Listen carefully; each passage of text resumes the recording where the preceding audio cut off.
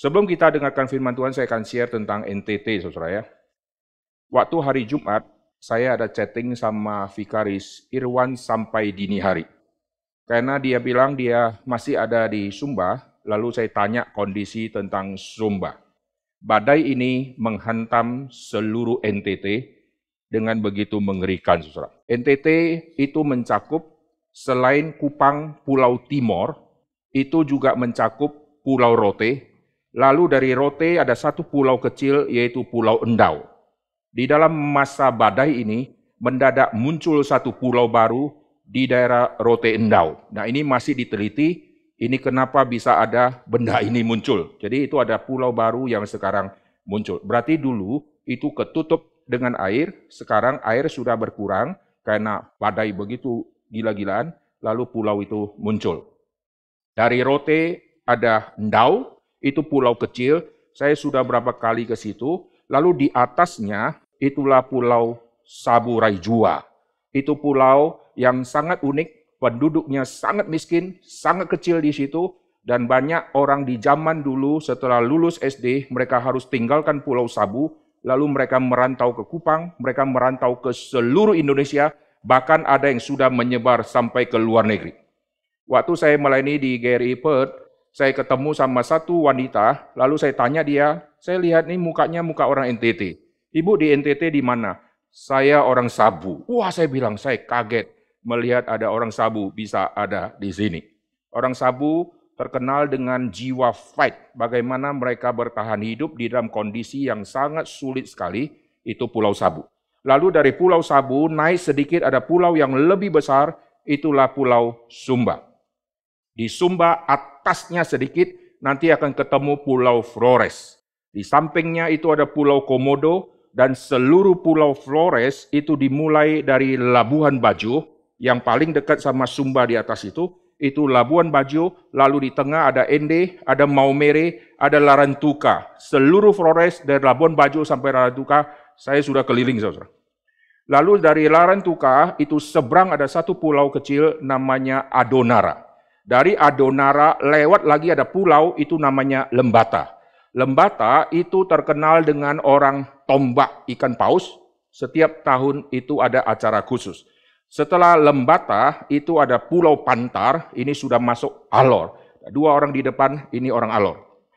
Pantar lalu masuk ke Pulau Alor. Nah, ini daerah NTT, saudara. Jadi daerah NTT mencakup seluruh Flores, Adonara, Lembata, Alor, lalu mencakup seluruh Pulau Timor sampai kepada Atambua, dari kota Kupang sampai ke Atambua. Jadi Kupang, nanti ada Kabupaten Kupang, Kabupaten Timur Tengah Selatan Soe, itu Pendeta Anton lahir di daerah situ. Saya sudah pernah tinggal di rumahnya di situ. Saya bawa tim, kami tidur di rumahnya.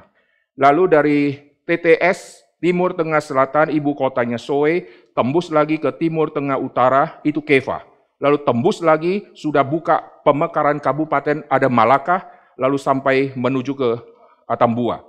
Ini daerah NTT. Lalu ada perbatasan dengan Timor Leste di situ. Lalu Pulau Rote, lalu Endau, lalu masuk ke Pulau Sabu, dan seterusnya. Ini seluruh NTT. NTT terkenal pulau atau kepulauan atau wilayah yang begitu besar, yang mayoritas orang miskin. Ini waktu badai menghantam seluruh daerah NTT, Vikaris Irwan, dia pergi ke Sumba. Daerah Sumba yang paling fatal itu Sumba Timur. Saya tanya, kamu sudah kemana saja? Dia sebutkan wilayah-wilayah, lalu saya tanya bagaimana dengan daerah itu, daerah itu, daerah itu. Terus dia send foto-fotonya, dan saya lihat itu daerah-daerah yang kami dulu keliling. Sekarang rumah-rumahnya ada yang sudah hancur, atapnya sudah hilang semua. Lalu ada gereja di mana saya taruh tim nginap di situ, lalu dikasih fotonya, saya lihat atapnya sudah hilang semua. Lalu pendetanya harus mengungsi berapa puluh kilometer untuk menuju ke titik yang aman. Karena lokasi gerejanya tidak jauh dari laut. Karena badai ini menghantam, maka mereka mesti sembunyi. Sembunyinya yang paling aman di gunung. Tapi gunung pun tidak aman. Karena pohon-pohon yang besar di daerah Sumba Timur itu hancur dan roboh semua. Kalau di Jakarta, pohon roboh biasa. Kenapa? Karena pohon-pohon yang tumbuh itu banyak yang sistem tanam. Tanam dari batang yang gede, tiba-tiba menghijau. Lalu kesannya luar biasa. Kena angin sedikit, langsung goncang. Tapi di NTT, tidak ada yang namanya pohon yang sistem tanam. Itu tumbuh dari sejak kecil, lalu berakar sampai begitu kuat, lalu menjadi pohon yang besar. Dan pohon yang besar bisa tumbang. Saudara coba bayangkan betapa hebatnya badai itu. Vikaris Irwan waktu di Sumba Timur, dia kunjungi sampai ke Gongi. KKH dia tidak tembus, itu daerah yang sangat jauh sekali. Dia bilang, saya belum tembus di situ. Saya tanya, kamu menuju ke Tawi tidak? Dia tanya, di mana itu? Saya kasih lihat gambarnya, daerah Tawi itu lebih jauh lagi, melewati pinggir laut, dan di situ ada mitos, ada belut yang sangat besar, yang tidak boleh disentuh ataupun dipancing. Lalu saya bilang di situ gimana? Saya tidak sampai ke situ. Lalu dia kasih lihat jalan-jalannya, ada yang hancur parah sekali. Lalu saya lihat ada jalan tertentu, saya bilang, ini seperti permulaan saya ke Sumba. Jalannya hancurnya kayak begitu, saudara. Lalu bagaimana bisa pulihkan NTT? Ini tunggu mujizat Tuhan. Karena ini perlu biaya yang sangat besar, dan NTT itu daerah yang miskin. Lalu waktu Vikaris Irwan pergi, karena utusan dari tim aksi kasih, lalu membantu orang di situ, ada pendeta yang mengatakan, kami pertama kali dibantu, inilah yang kami terima. Jadi banyak yang belum tiba bantuannya kepada daerah-daerah yang alami kesulitan, tapi tim aksi kasih sudah tiba duluan. Lalu saya di dalam hati Tuhan, kalau saya bisa pergi, saya akan pergi. Tapi saya ada autoimun, belum bisa divaksin, tidak tahu nanti ditanya sudah vaksin atau belum. Kalau ditanya itu saya tidak bisa naik pesawat, saudara. Dan kalau pergi, saya akan kunjungi semua titik-titik yang jauh-jauh di mana kami pernah tinggal. Lalu saya tanya dia, bagaimana kondisi pendeta ini? Lalu dia kasih lihat, saya lihat wajah pendeta. Waduh, ini pendeta sudah sangat tua. Lalu saya tanya lagi, gimana pendeta ini? Oh, pendeta ini sudah akan pensiun. Satu persatu yang saya kenal dulu, sekarang sudah tua, dan ada yang sudah mati, dan ada yang sudah pensiun. Lalu saya berkata kepada Vikaris Irwan, kalau kita pergi lagi berapa puluh tahun, mungkin kita dianggap orang asing, karena orang-orang lama sudah banyak yang meninggal dunia. Lalu bagaimana dengan daerah Pulau Timur, yaitu daerah Kupang dan sekitarnya? Waktu terjadi badai, ada pendeta kontak ke saya, ini pendeta saya kenal baik, kami tidur di tempat dia. Saya tanya, ibu kondisinya bagaimana? Puji Tuhan saya aman, saya keluarga tidak masalah, tapi ada pendeta kami, dia sebutkan lokasinya, itu satu keluarga mati ketimpa rumah yang ambruk, saudara. Lalu tolong doakan kami waktu terjadi badai itu. Nah itu ada di daerah Kabupaten Kupang. Nah dia tinggal ada di situ. Satu persatu rekan-rekan yang dulu saya kenal di dalam KKR regional, satu persatu sudah tua, dan ada yang sudah pensiun, dan ada yang sudah mati. Tadi malam saya ada chatting sama seorang teman, karena saya lihat foto papanya meninggal dunia, lalu saya tanya, gimana kondisi mama? Saya lihat mamanya masih hidup. Lalu saya cerita, saya ketemu papa dan mama kalian, itu di kampung halaman kalian, waktu saya KKR, tahun 2008. Lalu kita sudah keliling sangat capek, lalu kita mau pulang. Waktu kita sudah selesai mau kembali ke kota Medan, jalanan begitu gelap, dan ada truk yang bawa balok-balok kayu, jungkil, lalu kayunya terserak di semua lantai, kami tidak bisa pulang, saudara. Wah, besoknya kita ada kegiatan pelayanan di kota Medan, lalu kalau hari itu tidak bisa pulang celaka, ini bagaimana? Zaman dulu tidak ada sistem relay-relay, lalu live streaming, tidak ada, saudara. Harus kita hadir untuk khotbah di situ. Wah, celaka. Lalu kita mau kemana di tengah-tengah kegelapan? Akhirnya saya kontak bapak ini yang sudah meninggal, Pak, kami kondisinya begini, baiknya gimana? Kalian balik ke sini, kalian ketemu saya tunggu kalian. Lalu kami balik, kami tunggu di rumahnya. Dan di rumahnya kami ngobrol-ngobrol, anaknya itu satu sekolah Bina Nusantara sama saya. Saya kenal semua keluarga dia, lalu kita ngobrol sambil memantau. Nah, bagaimana cara memantau? Itu ada di kejauhan. Dan daerah situ gelap, mau tanya siapa, saudara? Dia ada koneksi, ada kenalan jemaat yang polisi. Kalau tidak pakai jalur itu, kami tidak tahu kapan harus turun. Jadi dia terus pantau ke polisi, Pak polisi, daerah sana ada balok yang tumbang itu sekarang bagaimana? Oh masih, tunggu ada untuk tarik-tarik. Wah kami tunggu sampai tengah malam, saudara. Tanya lagi gimana kondisinya? Sudah dipinggirin, sekarang sudah boleh lewat. Barulah kami jalan, saudara. Dan Bapak itu saya ketemu, itulah kali terakhir. Dan sekarang sudah almarhum. Tahun 2008. Lalu saya kasih tahu kepada anaknya, lokasi rumahmu, gambaran rumahmu, tempat duduk, madingnya ada apa, saya masih ingat sampai hari ini. Semua pengalaman pedalaman saya memorinya sangat tajam. Tapi untuk kota besar, suka lupa saya. Heran. Itu daerah NTT saya hafal semua titik-titik. Waktu saya bicara sama Vikaris Irwan, saya bilang daerah sana nanti ke sana ada ini, kondisi di sana bagaimana, dia cerita semua. Lalu dia mampir ke STT dan seterusnya. Kalau saya sebutkan semua kabupaten, kecamatan, saudara akan kaget. Itu saya ada di otak ini. Seluruh rute lewat mana. Di Sumba Timur ada jembatan yang sangat besar, ada dam, ada bendungan yang sangat besar, dan itu sudah jebol.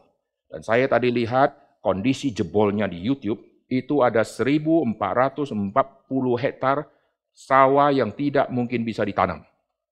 Bayangkan, NTT sudah begitu miskin, salah satu NTT yang miskin adalah wilayah Sumba. Vikaris Irwan foto di gunung-gunung yang berkelok-kelok itu sudah agak hijau, dan itu rumputnya selalu pendek, tidak mungkin bisa panjang, karena akan dimakan oleh ternak-ternak. Ternak-ternak makan itu pendek-pendek, karena saking gersangnya. Dulu suburnya luar biasa, dulu daerah cendana, itu pohon cendana, dan sudah botak semua, habis semua, dan rumput yang tumbuh sangat susah. Begitu tumbuh sedikit, sudah ada kuda poni yang makan, lalu sapi-sapi yang makan, dan tidak mungkin saudara bisa melihat rumput yang besar-besar di bukit-bukit itu, tidak ada. Lalu bagaimana supaya bisa tumbuh rumput dengan cepat, kondisi hujan sangat susah, mereka bakar. Jadi satu gunung-gunung itu mereka suka bakar, karena saking keringnya mereka bakar. Mau bakar apa? Yang penting ada api, lalu menjalar kecil-kecil nggak apa-apa. Nanti segepok-segepok hitam, tidak lama kemudian dia kena embun, nanti tumbuh tunas. Nah itulah tunas yang dimakan oleh binatang yang ada di situ. Dan sekarang binatang-binatang ternak ikut hanyut dan mati. Tanah tidak bisa dikelola, binatang mati. Dan rumah hancur, lalu bagaimana mereka bisa hidup, saudara. Oleh sebab itu, saudara, yang Tuhan gerakkan, saudara bisa ikut berbagian, nanti kita akan mikirkan, gereja juga akan ikut berbagian, lalu kerta kita akan pikirkan untuk berbagian. Saya kepikir mau buat PA khusus, rutin berapa hari, lalu semua dana kita kumpulkan untuk membantu NTT. Waktu saya cerita begini, saudara dengar sama saya yang cerita pasti beda jiwanya, karena saya pernah injakkan kaki di situ. Maka kalau saudara belum pernah injakkan kaki di titik-titik di Indonesia, saudara dengar ada musibah, saudara nggak ada hati. Kenapa? Nggak pernah tahu lokasi di situ. Kalau saudara tahu, saudara lihat sendiri dulu bagaimana sulitnya saudara tempuh di situ, lalu melihat orang-orang sudah bangun jadi, lalu sekarang hancur, wah saudara jiwanya pasti berbeda. Saudara. Saya berkata kepada Vikaris Irwan, saya bilang puji Tuhan dulu kamu salah satu orang yang terus mengikuti trip saya, sehingga kamu masih hafal semua titik-titik strategis yang jauh-jauh, dan dia tahu di situ. Saya bilang bersyukur, kamu masih bisa dan menuju ke sana. Lalu tim Asikasi juga sudah kirim orang ke Rote. Di Rote juga kena musibah yang sangat besar, dan di daerah NTT banyak musibah. Akhirnya orang-orang dari Sinode Gereja Sumba juga pasti pusing kepala bagaimana membantu semua. Dan dana yang di sana pasti tidak besar. Jemaat-jemaat di kampung-kampung persembahan mereka sangat kecil dan mereka orang-orang miskin. Kadang-kadang mereka bawa hasil bumi untuk persembahan ke gereja. Ada yang punya uang karena habis panen mereka kasih ke gereja. Dan jumlahnya itu sangat kecil. Persembahan di kampung kalau bisa dapat 100 ribuan sudah sangat-sangat besar. Saudara. Bagaimana pendeta bisa hidup di situ? Ini sangat sulit. Dan saya lihat sendiri kondisi di pedalaman sangat sulit. Bagaimana dengan Ngonggi? Susah sebutnya, Gonggi. Itu. Kalau saya sebut pasti mereka ketahuin saya. Itu daerah yang dulu pertama kali saya pergi, tim STEMI semua belum pernah ke sana. Lalu saya putuskan kita harus berangkat ke situ, Lalu ditemani oleh satu pendeta senior di kota Sumba itu. Lalu dia bilang, Pak, saya pendeta di sini. Saya sendiri tidak pernah ke sana. Waduh celaka, nggak pernah ke situ. Lalu bawa kita ke sana. Lalu saya bawa mobil, kita rame-rame di mobil naik pentor, barang begitu banyak. Lalu cewek saya suruh di belakang. Kenapa? Karena cewek yang ikut cuma 2 orang, sisanya cowok. Lalu cewek di belakang sama koper-koper. Cewek itu salah satu istri Pak Pujiko. Nah, saudara bisa cek ke dia. Lalu sisanya kita sebagian di tengah isi 4 orang badan gede-gede. Sampai duduk enggak kena kursinya, sampai jongkok saudara. Dan perjalanan yang sangat jauh. Karena sudah malam enggak ada yang bisa kita tanya. Rumah penduduk semua gelap. Begitu turun anjing keluar, masuk lagi kita ke mobil. Dan melewati gunung-gunung yang sangat tinggi, waduh, kita tidak bisa tahu mau belok kanan atau kiri. Begitu lihat ada simpang satu kanan dan ke kiri, Tuhan yang mana ini? Waduh, akhirnya gimana? Kita pakai feeling. Ya udah, kita minta petunjuk dari Tuhan, kasih bijaksana supaya tidak nyasar. Tanya orang, tidak ada orang. Lalu kita lihat jalan. Lihat arah ban. Ada ban mobil ke arah mana. Nah ini kayaknya agak seger bannya ini. Mungkin di sini. Kalau daerah yang buntu mungkin tidak ada. Kita ikut situ. Akhirnya lolos. Berhasil kita tembus. Ternyata benar. Teori ini akhirnya saya pakai untuk tahun-tahun berikutnya KKR regional. Saya pergi ke Sumba, itu di daerah Kahunga, Eti. Daerah yang sangat jauh. Gila sampai ke atas. Tuhan, saya nggak bisa pulang, silakan. Ini tidak ada manusia di sini. Ketemu simpang. Wah, saya pakai teori yang pernah saya alami. Lihat ban. Wah, ketemu. Ini bannya ke kanan. Saya belok kanan. Akhirnya tidak sampai-sampai. Ternyata itu ban mobil yang pergi ke daerah buntu yang longsor untuk korek-korek di situ, saudara. Hanya saya dibawa sampai ke situ. Celaka. Itu adalah mobil yang tuh beresin yang longsor itu. Walah, celaka saya balik lagi, saudara. Nah, ini semua pengalaman itu terjadi di Sumba. Dan waktu kami malam-malam menuju ke daerah tadi itu, langit begitu terang dengan bintang-bintang yang begitu banyak. Itu kayak saya bisa petik bintangnya, saudara. Wah, itu indahnya luar biasa. Sayang dulu belum ada kamera yang sangat canggih, sehingga kita foto bintangnya nggak kelihatan. Kelihatannya cuma bintik-bintik sedikit. Sayang sekali. Dan di tengah-tengah perjalanan di gunung yang tinggi itu, saya ajak semua di mobil, mari kita nyanyi. Kulihat bintang ciptaannya. Semua semangat. Akan keagungan sabdanya. Semua nyanyi kita. Saya sudah tahu kan, saya sengaja nyanyi lagu itu. Kita nyanyi lebih keras. Kulihat bintang ciptaannya, akan keagungan sabdanya, walau dia apa artinya? Sekarang refrennya. Akhirnya aku bertemu Tuhan. Pak, jangan ganti lagu, Pak. Aku rasakan anugerahnya, ganti Pak, ganti. Itu pengalaman pertama saya sampai ke daerah sana. Lalu sudah sampai ke sana, sudah sangat malam. Lalu setelah survei, lalu kita layani, lalu tahun depan saya bawa tim lagi menuju ke sana. Waktu kami tiba di tahun berikutnya, itu juga tiba sudah dini hari, dan kami disambut, kami ditaruh di tempat tidur. Saya tidak sebutkan tempatnya ya. Lalu dikasih satu tipis alas untuk badan kami. Dan itu basah. Kami sudah ngantuk, kami tidur, aduh lembab, basah semua. Tapi karena sudah capek, ada yang bisa tidur, ada yang tidak bisa tidur. Bayangkan, ini sangat-sangat miskin, saudara. Lalu, paginya kami sudah disiapkan makanan. Saudara mau tahu makannya apa? Makannya ada ikan, lalu ada kuah sama nasi. Dan ikan ini saya tanya, beli di mana? Oh itu, ada orang tangkap-tangkap. Oh, saya kalau lewat daerah Sumba sering melihat orang-orang tangkap ikan-ikan. Ikan-ikan itu kecil-kecil. Dan ikan itu nanti ditaruh di plastik lalu dijual. Isinya besar, banyak, cuma Rp5.000. Dan itu Rp5.000 untuk jamu kami semua. Lalu saya sudah kasih tahu tim, setiap kali kita dijamu orang Sumba, jangan langsung ambil banyak. Karena kalian belum tentu cocok makanannya. Kalau kalian makan tidak habis, mereka tersinggung. Ambil sedikit, 1-2 sendok, tapi nambah. Dia senang. Karena yang dilihat nambahnya. Ambil sedikit, nambah terus. Oh, dia senang, saudara. Dan mereka punya budaya tidak akan makan sebelum kalian makan semua.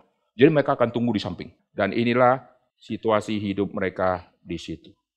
Dan saya tanya pendetanya gimana, Irwan kasih saya lihat fotonya, rambutnya sudah putih semua. Dulu pendeta itu yang jemput kami, waktu saya setir Panther yang kami sewa, bannya lepas. Di mobil saya ada Pak Husin. Saudara boleh tanya dia. Itu di tengah gunung-gunung yang begitu tinggi, lalu bannya lepas. Waktu lepas, kalau pas tanjakan bannya lepas, kami mati masuk jurang. Kalau pas turunan bannya lepas, kami akan mati. Ternyata ban penternya di belakang, bautnya yang kunci dia sisa 2 dan sudah karat. Dan jalanan begitu hancur. Dan saya setir, lepas bannya. Dan waktu lepas, pas turunan, lalu jalannya datar. Setelah lepas, saya lihat di kejauhan, ada mobil angkutan. Itu daerah pelosok, mobil angkutan sekali lewat itu berjam-jam lama baru muncul. Waduh, ujung sana sudah ada satu mobil angkutan. Waduh, kalau dia datang gimana nih? Kita sekarang tutupin jalan, dorong pun tidak bisa. Lalu tidak ada sinyal semua, bagaimana caranya? Lalu tanya orang gimana, nggak ada orang. Lalu ada satu motor, Pak, di mana ada sinyal? Itu di gunung. Waduh, jalan kaki kita. Jalan kaki sampai ke situ. Sebagian minta orang ini tolong antarin kami ke sana. Tapi saya ada urusan di keluarga. Oh, tolong drop kami di situ. Sudah drop satu orang di situ, yang lain masih jalan kaki, saudara. Sudah drop, tidak ada yang bawa turun. Karena dia langsung pergi. Wah, di gunung itu dapat sinyal. Lalu telepon, lalu telepon Pak Pendeta ini tadi. Di mana titik kalian? Gua juga nggak tahu di mana ini. Lokasinya sama itu berbukit-bukit. Pokoknya di turunan, Pak. Bapak coba cari info. Kita nggak tahu di mana nih. Mana ada patokan apapun. Nggak ada nama jalan, nggak ada semua. Lalu itu angkutan yang jauh tadi makin lama makin dekat. Lalu hanya tiba di tempat kami. Wah, saya lihat celaka nih, mengerikan. Itu orang-orang pelosok-pelosok. Turun semua. Wah, kita bisa diamukin karena kita tutup jalan. Lalu waktu turun mereka tanya, ada apa nih? Ada apa nih? Ini Pak, bannya lepas. Lalu supirnya bilang, hah? Lepas kayak begini kalian masih hidup? Kalau ini tadi terjadi waktu tanjakan, kalian mati semua. Dan kalau terjadi turunan, kalian akan mati semua. Lalu gimana caranya? Kita bingung. Waduh. Akhirnya Pak Husin punya ide, ambil kembali ban yang sudah lepas itu, lalu cari itu ada sisa satu yang tahan ban itu. Sisa satu biji, saudara. Lalu bautnya semua sudah hilang atau kemana. Sisa satu yang gantung yang untuk tahan ban. Lalu diakalin. Dongkrak. Lalu bannya dimasukin. Seret, enggak dikunci. Nah, karena sudah masuk, baru pelan-pelan dorong. Sampai bannya goyang-goyang. Dorong. Lalu bisa pinggir, sehingga angkutan itu pergi, saudara. Sudah pergi, tinggal kami. Dan hari sudah semakin menuju ke malam. Lalu pertolongan belum datang, saudara. Lalu pendeta ini tiba-tiba datang dengan mobil pick-up yang bawa sapi, saudara. Itu mobil sapi. Wah, waktu kami melihat kayak lihat juru selamat sedang datang, saudara. Wah, kami sudah bingung nih di mana. Akhirnya udah mobil kami tinggalkan di pinggir, lalu dia jemput dengan itu. Saya sama teman-teman kita duduk di belakang kayak sapi. Duduk. Lalu sampai ke rumahnya, baru kita tidur di rumahnya, lalu kita kontak si penyewa akhirnya kirim mobil pengganti, lalu besoknya itu kita terus masih KKR. Dan inilah pengalamannya. Dan sekarang pendetanya sudah tua. Semua cerita-cerita pedalaman saya masih ingat sampai hari ini. Puji Tuhan ya, Tuhan memimpin semua regional berjalan dan sampai hari ini kita punya koneksi sangat banyak, tapi sekarang mereka sedang kesulitan. Doain ya, saudara Tuhan sudah kasih berkat, kita memberikan persembahan untuk mendukung mereka. Kalau saudara kasih ke rekening gereja, tulis untuk NTT, nanti kita akan gabung untuk pusat yang akan membantu. Ini bantu bermiliar pun, ini masih sangat kecil. Karena ini kerusakannya sangat besar. Harap Tuhan pimpin, biar dari gereja, dari GRI, STEMI, itu menolong mereka. Dulu mereka sudah menolong kita.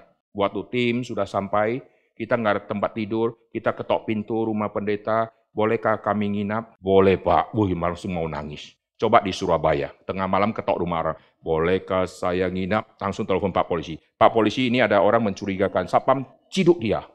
Kalau di sana, kita tengah malam dini hari ketok pintu, mereka buka pintu, dan kita bisa nginap di situ. Puji Tuhan ya. Saya pernah tidur di Tikar, malam dini hari kami sudah tiba, itu perbatasan di Anfoang.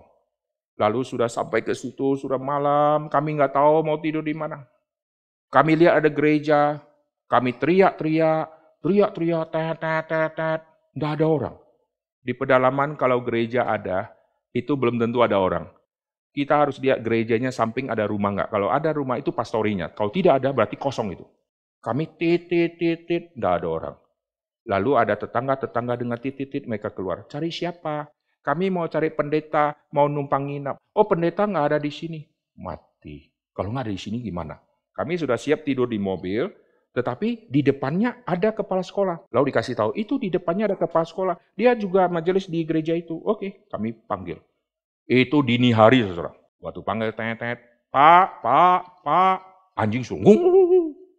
Lalu kordengnya ada kebuka sedikit. Wah, puji Tuhan, sudah bangun dia. Dia intip-intip. Dia, siapa nih manusia-manusia ya? Lalu dia buka pintu. Siapa ya?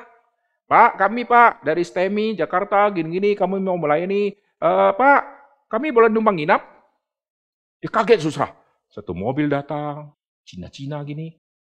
Numpang nginap. Sebentar. Dia masuk, dia bicara sama istri, lalu dia keluar. Boleh Pak, boleh. Waduh, puji Tuhan. Sudah masuk, lihat, waduh, rumahnya kecil begitu. Dia bilang, maaf ya, saya punya kamar, enggak ada. Oh, enggak apa-apa, kami sudah biasa. Jadi tidurnya di ruang tamu yang kecil sempit. Kami ambil tikar dulu ya, dia ambil tikar. Wah, ada tikar lumayan. Kami pasang sleeping bag, kami tidur. Anjingnya lewat-lewat. Paginya dia buatin kopi, ternyata minum kopinya di tikar itu, makan siangnya di tikar itu, makan malam di tikar itu, anjing lewat-lewat. Tadi malam kami tidur di situ. Saya sudah biasa gini-ginian. Tapi waktu saya lihat, waduh, ternyata tikar ini yang kita tidur, gitu ya. Nah, setelah itu saya diam-diam aja, supaya teman-teman kita tenang, saudara. Di malam itu kami mau cas handphone. Saya mau tahu? Nggak bisa cas. Kami punya listrik cuma sekitar 3-5 watt. Kalau handphone saya langsung off, saudara. Mereka dapatnya dari cahaya matahari. Jadi komplek-komplek di situ dapat cahaya matahari. Mereka 1 bulan bayar 15.000. Malam-malam mereka dapat lampu 3 watt sampai 5 watt per rumah. Di remang-remang gitu. Hanya kita tidur di situ. Dan paginya kami keliling layani daerah situ.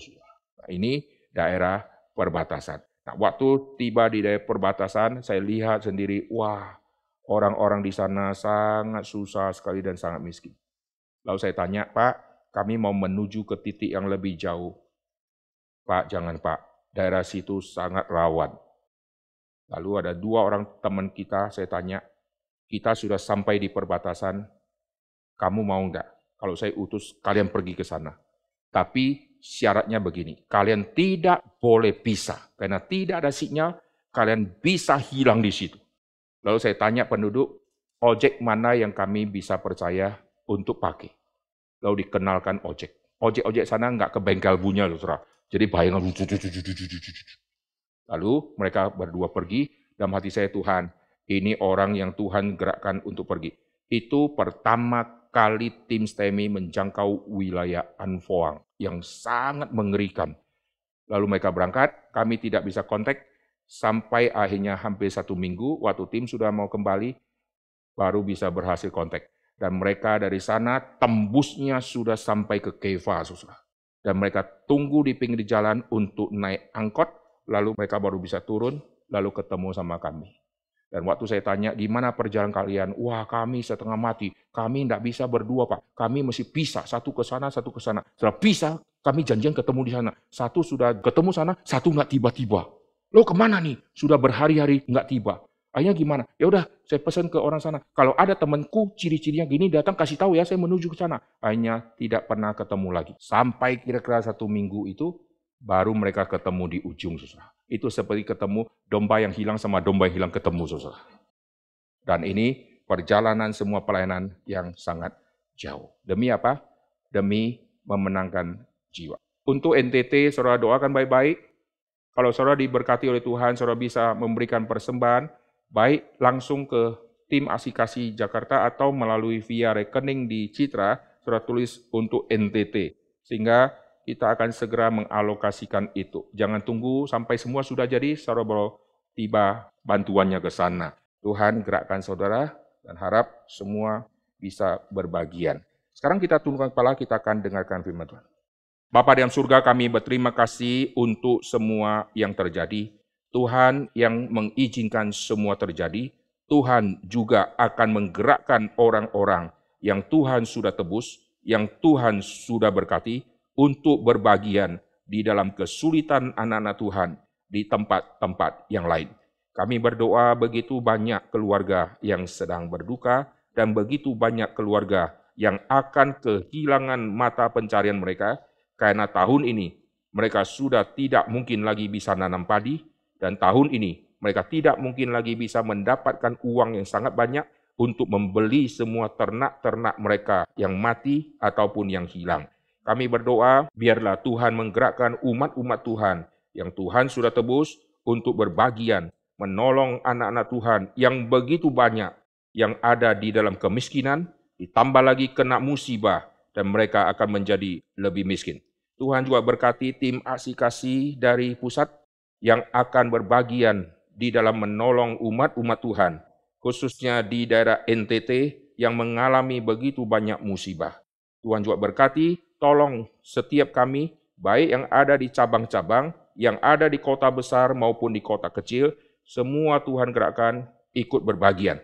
Kami bersyukur sebelum ada musibah, semua orang-orang yang di NTT yang kami kenal, mereka sudah menolong semua tim STEMI, sehingga kami bisa melayani beratus-ratus ribu jiwa, bahkan berjuta-juta siswa di seluruh Indonesia yang Tuhan sudah pimpin. Dan salah satu tempat adalah NTT yang paling banyak di dalam KKR regional. Dan semua kami bisa tinggal di situ karena kami dilayani oleh mereka. Oleh sebab itu, sekarang saatnya Tuhan menggerakkan anak-anak Tuhan untuk melayani mereka kembali. Dalam nama Tuhan Yesus kami berdoa. Amin.